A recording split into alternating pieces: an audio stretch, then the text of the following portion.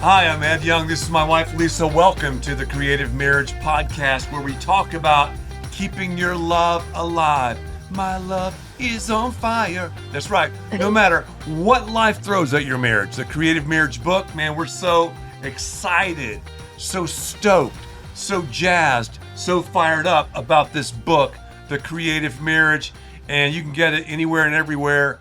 You can get it on Amazon. You can get it all over the place. Yeah. Exomarriage.com. Exomarriage.com/store. Exomarriage.com/store or Amazon. Let me say it again. Today, Lisa, we're talking about something that is critical in marriage. It's the MWE. We unpack it in our book, The Marital Work Ethic, because you've got to work on this relationship that's so important. And it's easy, as we talked about in one of our other podcasts, just to retire the romance jersey, to hang it from the rafters in the family room and go, you know what, back in the day, I could dress cool and I really dated your mom and I was creative and I was like a Hallmark movie actor. But now all of a sudden you find yourself worn out, tired, just chilling.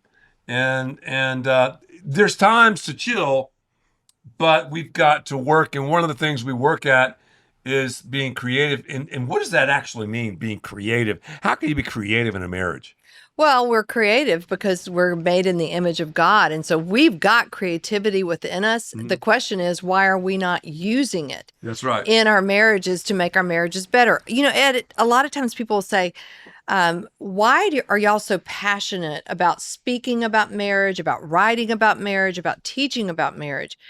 And it's, for me, and I know you as well, it's because God put such a high priority on marriage, on the institution of marriage and building a family. So goes the marriage, so goes the family, so goes the family, so goes the community, and so forth and so on. Community, so goes the city, the state, yes, the country, and the world. We have devalued the concept, or I hate to even use the word concept, more the institution of marriage. We've devalued it. We've decaffeinated it. So our passion, our excitement and enthusiasm is to bring the octane, to put the caffeine back into the value of marriage and the creativity behind it. Because I believe creativity just is almost like the match that lights the fire and helps us take our marriage to a better place. To a better place, to an HNL,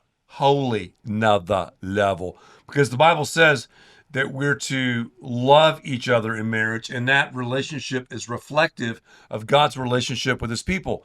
Jesus is called the bridegroom. The church is the bride, and there's intimacy and there's romance in that relationship. So it should play out in this relationship between a man and a woman. You know, one of the biggest things for me, one of the biggest defining moments happened after Lisa and I had our twins. We have 4 kids.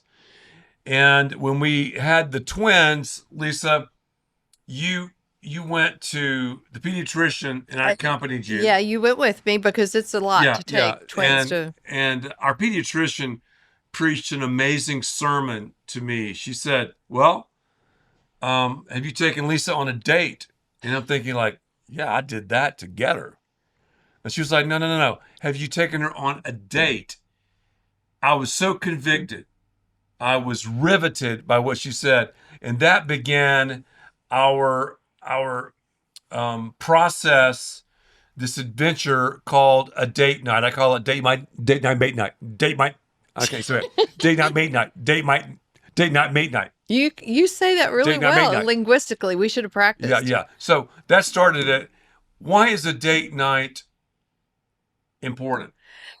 Well, a date night is important because it's like the island in the midst of the major seas of marriage, if you will. It's an oasis. Maybe an oasis. Let's equate it to an oasis in the desert, because sometimes when you're parenting, raising kids, working, building a business, a company, it's definitely a desert. And so your marriage needs that oasis where you come together. And for you and I, we always would have our date night on a Thursday night. Now, we recommend a date night at least 3 times a month.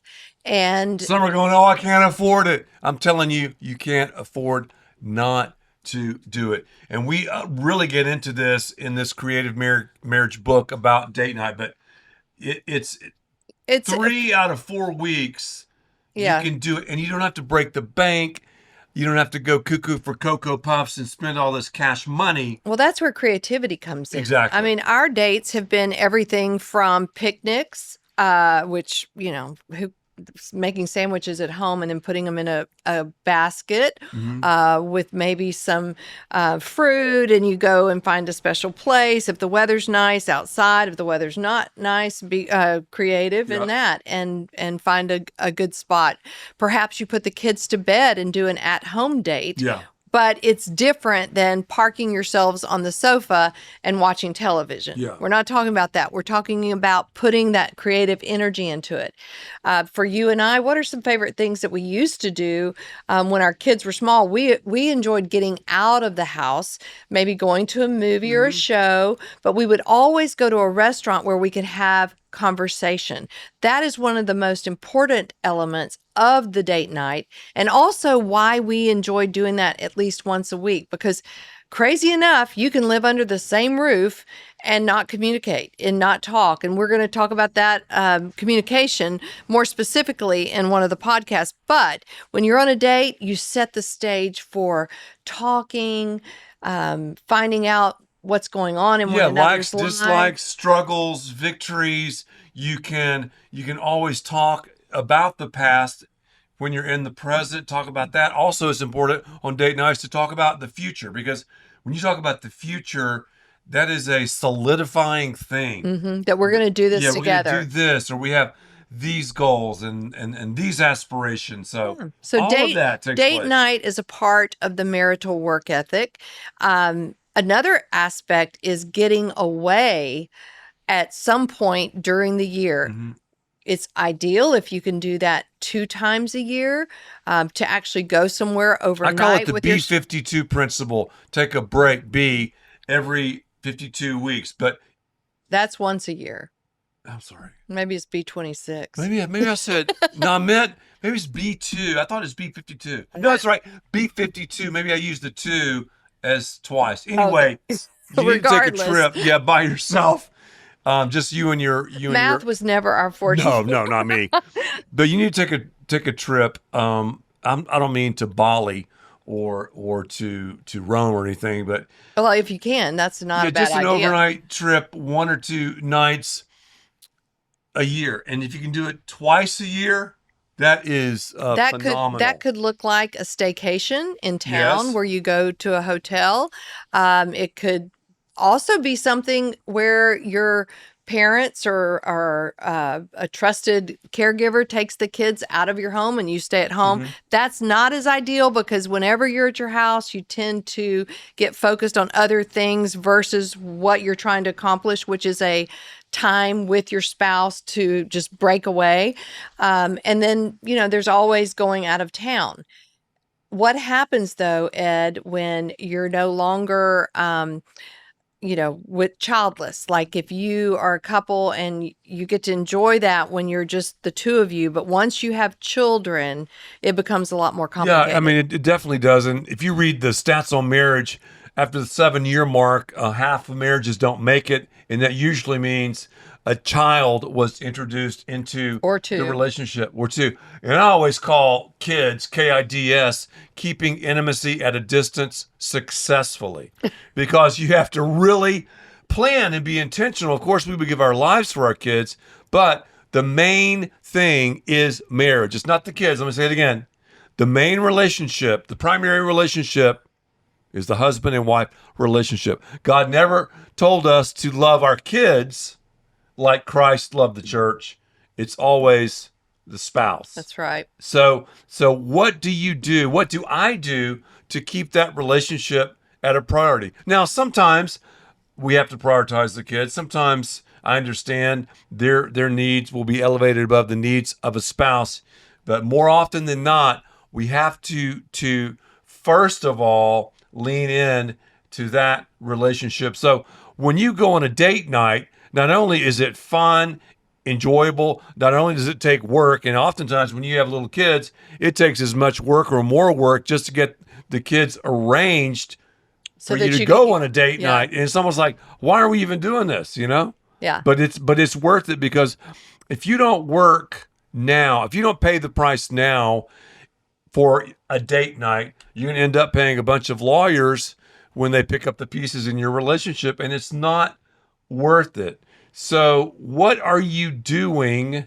to be romantic? I remember Lisa and I used to eat at a restaurant, and this restaurant was called George's, and there was a big sign on this restaurant that said, "If you don't take your lady to George's, someone else will."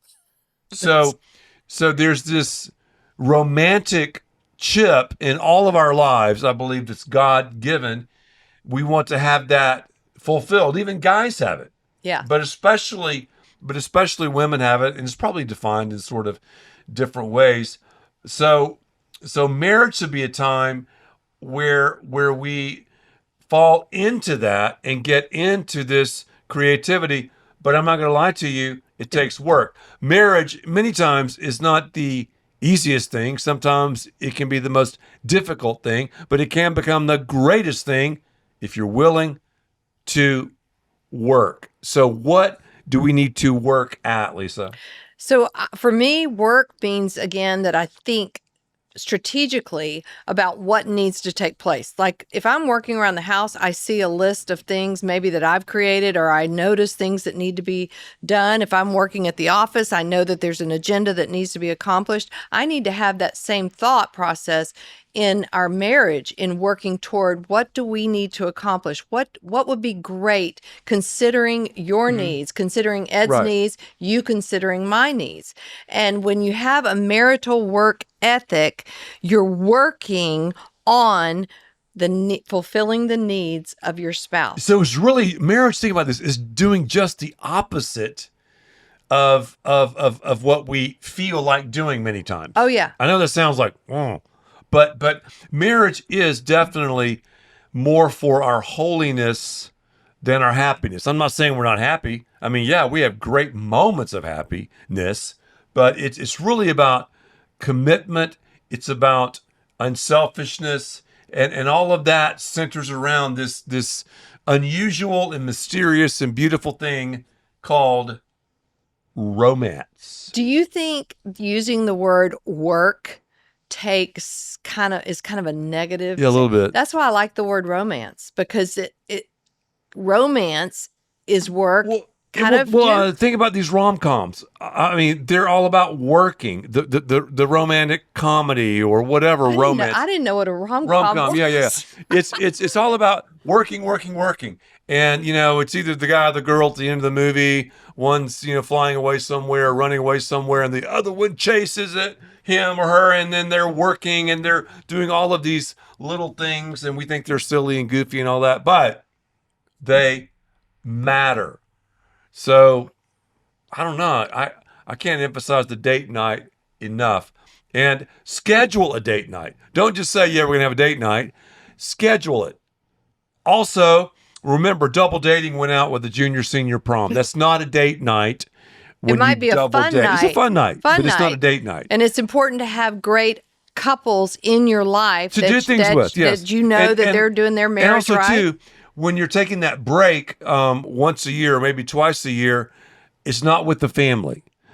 Let's face it. When you take your family and kids somewhere, that's a family outing. That's not a vacation. So, especially if your children are young. That's the truth. So it's date night, and it is taking a break at least once or twice a year. And I'm telling you, your marriage will go to an HNL, a holy Nother Level. Again, Ed and I are so stoked about talking about creativity, about writing about creativity, and we're excited about the book, The Creative Marriage Book. It's newly updated and available now, so we hope that you will definitely order that, get it in your hands, because you can have a great creative marriage. The Creative Marriage Podcast. We'll see you next time.